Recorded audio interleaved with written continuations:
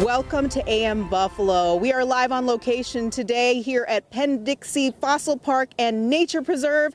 But all this week, yes, Mercedes, it's been very, very poignant for us. Yeah. Because we're remembering AM Buffalo's legacy. Yeah, and there are so many memories, so many great memories, and we will bring as many as we can. There's too many to bring, but as many as we can to you all week, including one of the guests today. Yes, and that's coming on. Just being here at Penn Dixie Fossil Park is part of us remembering how important AM Buffalo has been to the local community, because we love talking about how amazing your park is and what it provides for local community. So thank you so much, of course, to Dr. Phil and Jonathan for being with us this morning to talk about this amazing space. This is wonderful.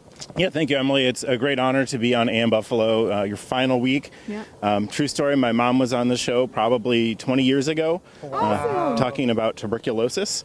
So this is maybe a lighter topic and go out on a high note. Yes, wonderful. And you know what? Kids and families alike.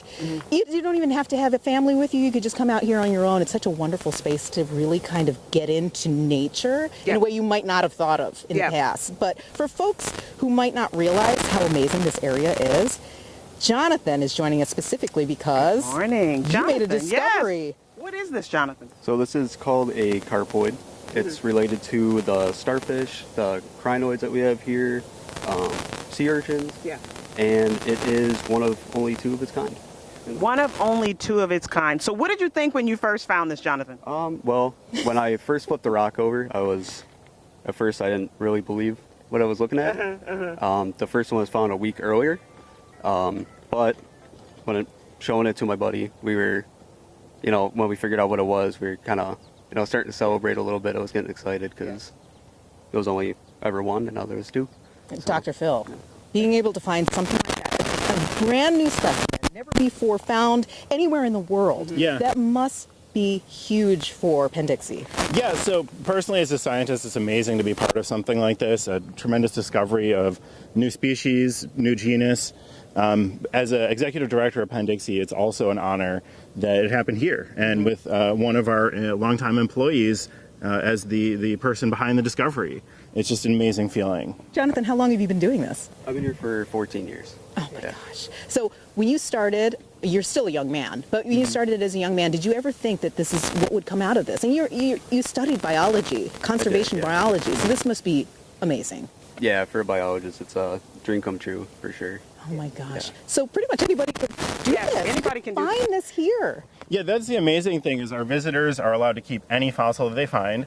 And so in Jonathan's case, he's donating it to science. It's going to a museum and for study. But we have a lot of visitors who keep fossils for their personal collections. Some trade their fossils. And so some of our own fossils are in museums like the Smithsonian and American Museum of Natural History. And it's just something we've really been proud of for 28 years now. Oh my gosh. And speaking of visitors, they have some now. As you can see, we have folks from Canada here. Oh, and they have visitors from all over the world. We're going to be talking to Mike in just a bit because he is a regular here at the Fossil Park. And he himself made a really great discovery today. I mean, he makes discoveries on a regular, and he preps them and takes them back to Canada to his lab, I'm told. But one of them is actually, this is one of the fossils that folks really look for when they come to Penn Dixie, correct? Yeah, actually, so that's our famous fossil. It's called a trilobite, and they're very abundant in western New York, although the one you see here is a complete specimen, which is a little bit rarer. And these things are 380 million years old. They were living in an ocean environment back when western New York was in warm tropical waters, and now we find their fossils left behind here. I think that's so interesting because where we're standing right now was hundreds of feet underwater, correct? Yeah, probably anywhere from 50 to 200 feet, depending on the time interval. Oh my goodness. And so this is really just, and for history's sake, for folks who might not be aware of the history of this area, this started as an excavation site for Penn Dixie Cement Company, correct? Yeah, Emily. So Penn Dixie Cement was a big company back in the 50s and 60s. They went out of business in the early 70s and essentially abandoned this quarry.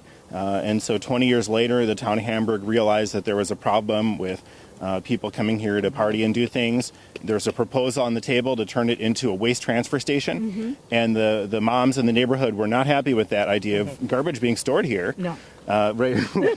Get it. Right. Yeah, so they banded together, they blocked that project with a grassroots movement, and then the town of Hamburg said, well, we need to do something with this open space. And so the town acquired the land and then gave it to our nonprofit under conditions of cleaning out the trash and keeping it open for science education. And now it's available to you anytime. You just have to come here, you buy admission, and you can spend all day here, correct?